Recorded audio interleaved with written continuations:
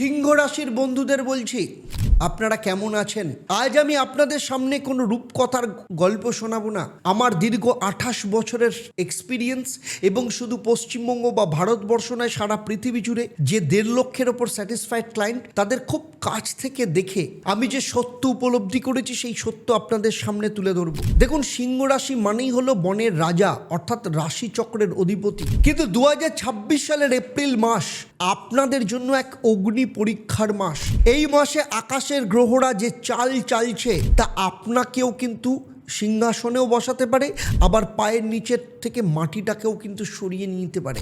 আমি আজ কোনো রকম চটকদারি কথা বলবো না, বরং প্রত্যেকটা গ্রহের যে গোচর বিশ্লেষণ করে আপনাদের দেখাবো কিভাবে আপনি এই প্রতিকূল পরিস্থিতি জয় করে আবার রাজার মতো মাথা তুলে দাঁড়াতে পারেন। ভিডিওটা শেষ পর্যন্ত দেখবেন, কারণ আজ আমি এমন কিছু গোপন কথা বলবো যা আপনার আগামী কয়েক বছরের ভবিষ্যৎ কিন্তু বদলে দিতে পারে।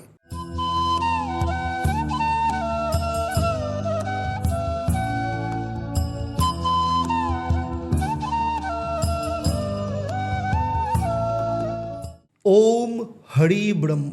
নমস্কার, আমি জ্যোতিষগুরু আচার্য দেবদত্ত।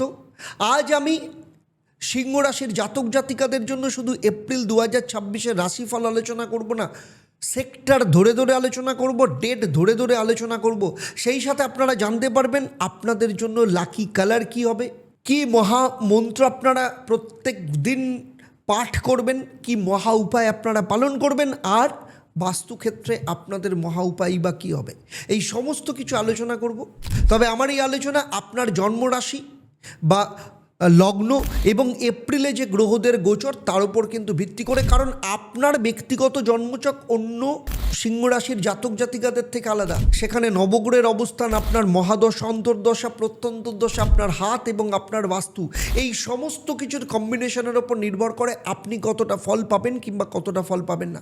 তার আমার এই আলোচনার মধ্য দিয়ে কোথাও যদি আপনার মনে হয় আমি যা বলছি আপনার জীবনের সাথে কোথাও না কোথাও অমিল হচ্ছে, তাহলে আমি বলবো আপনার ক্ষেত্রে দুটো রাস্তা।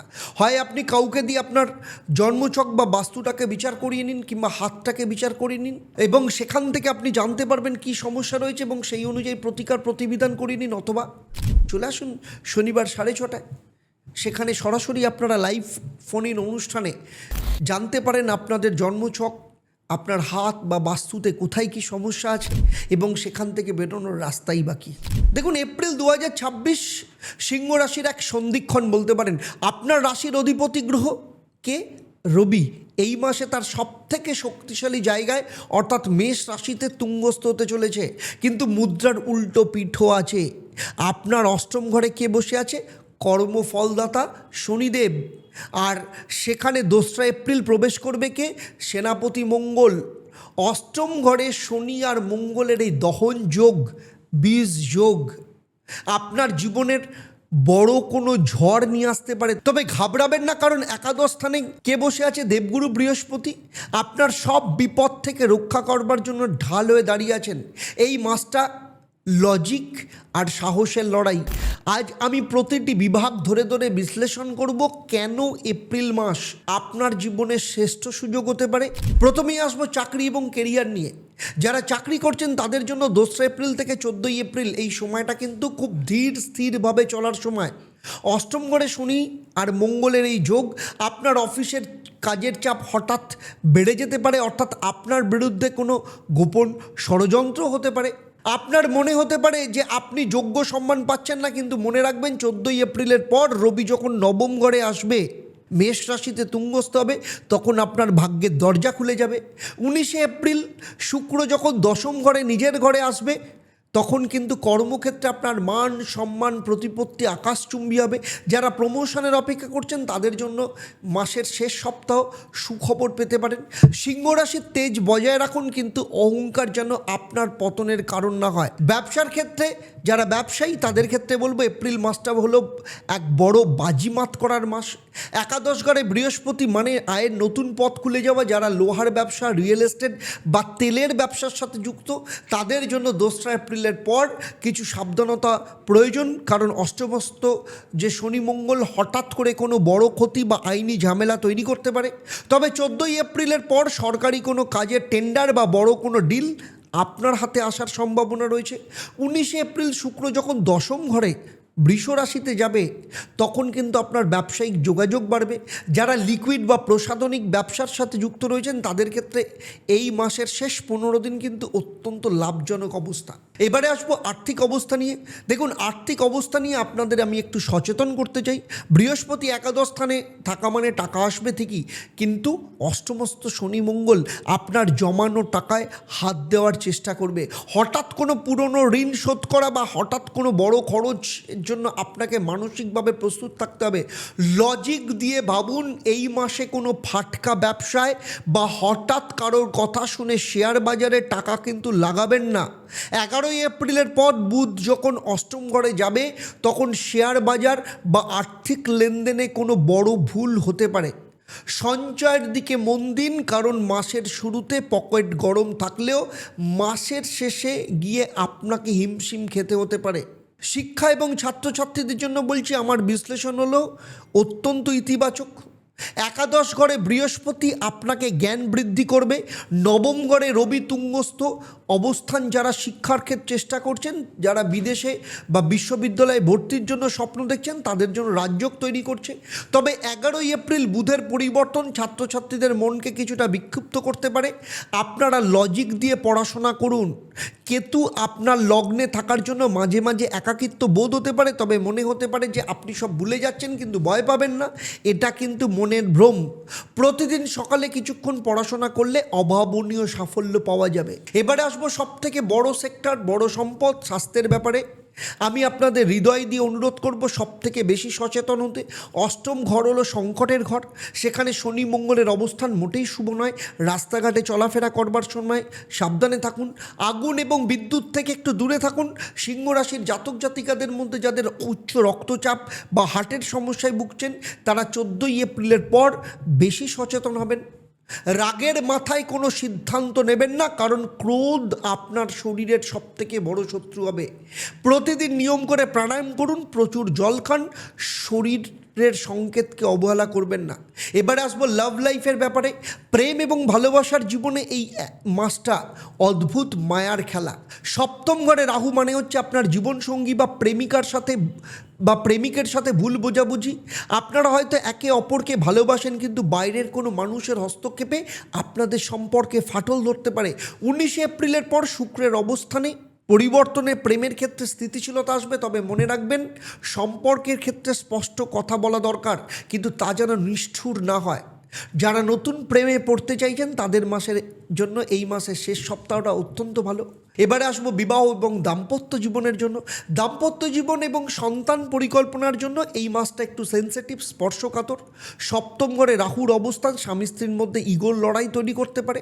আপনি হয়তো মনে করতে পারেন যে আপনার জীবনসঙ্গী আপনার কথা শুনছে না, কিন্তু শান্ত হয়ে বিশ্লেষণ করে দেখবেন আপনিও মাঝে মধ্যে অন্যায় করছেন। সন্তান পরিকল্পনার জন্য 15 এপ্রিলের পর সময়টা অত্যন্ত শুভ। আপনার একাদশ স্থানে বৃহস্পতি শুভ দৃষ্টি আপনার পরিবারে নতুন খুশির খবর নিয়ে আসতে পারে। যারা বিয়ের কথা ভাবছেন তারা এই মাসের শেষের দিকে বিয়ের পাকা কথা বলতে পারে। বিদেশের মাটি বা ফরেন সেটেলমেন্ট নিয়ে যারা ভাবছেন তাদের ক্ষেত্রে নবম ঘরে রবি তুঙ্গস্থ অবস্থান এবং একাদশ স্থানে বৃহস্পতি আশীর্বাদের মতো কাজ করবে। 2 এপ্রিল মঙ্গল অষ্টমে যাওয়ার ফলে যারা বিদেশে ভিসার জন্য চেষ্টা করছেন তাদের জন্য অনেক বাধা আসবে ঠিকই, কিন্তু 14 এপ্রিলের পর জট খুলে যাবে। যারা বিদেশে স্থায়ীভাবে বসবাসের কথা ভাবছে তাদের জন্য এই মাসের শেষ সপ্তাহে কোনো বড় পদক্ষেপ হতে পারে, তবে নথিপত্র যাচাই করবেন, কারণ রাহুর কুপ্রভাবে প্রতারিত হওয়ারও ভয় থাকে। এবারে আসি গুরুত্বপূর্ণ অংশ, সেটা হচ্ছে তারিখ ভিত্তিক কিছু বিশেষ তথ্যে। আমি একে বলি ভাগ্য পরিবর্তনের মায়া। 2 এপ্রিল আপনার ক্যালেন্ডারে দাগ দিয়ে রাখুন। এই দিন আপনার জীবনে হঠাৎ কোনো পরিবর্তন বা বাধা আসতে পারে, ভয় পাবেন না, এটাকে চ্যালেঞ্জ হিসাবে নিন। 11 এপ্রিল এই তারিখটা আপনার বুদ্ধির লড়াই। এই দিন কোনো বড় আর্থিক লেনদেন কিন্তু করবেন না। 14 এপ্রিল তারিখটা আপনার জন্য রাজযোগের সূচনা। এই দিন আপনি যা শুরু করবেন তার ফল আপনি সারা জীবন পাবেন। 19 এপ্রিল আপনার কর্মক্ষেত্রে এক বড় সাফল্যের দিন।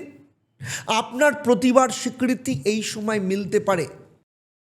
আর 30 এপ্রিল আপনার বুদ্ধির জট খুলবে এবং ভবিষ্যতের জন্য নতুন পথ দেখাবে।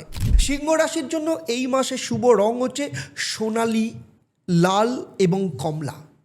আর এই রঙগুলো আপনার তেজ এবং আত্মবিশ্বাস বাড়িয়ে দেবে। আর এই মাসে যাবতীয় নেগেটিভ শক্তি কাটাতে, শত্রুদের মুখ বন্ধ করতে প্রতিদিন সকালে স্নান সেরে অন্তত 11 বার এই শক্তিশালী মন্ত্রটা জপ করুন। ওম ঈশ্বরেশ্বরায় বিদ্মহে অঞ্জনী পুত্রায় ধীমহি তন্ন হনুমান প্রচোদয়াৎ।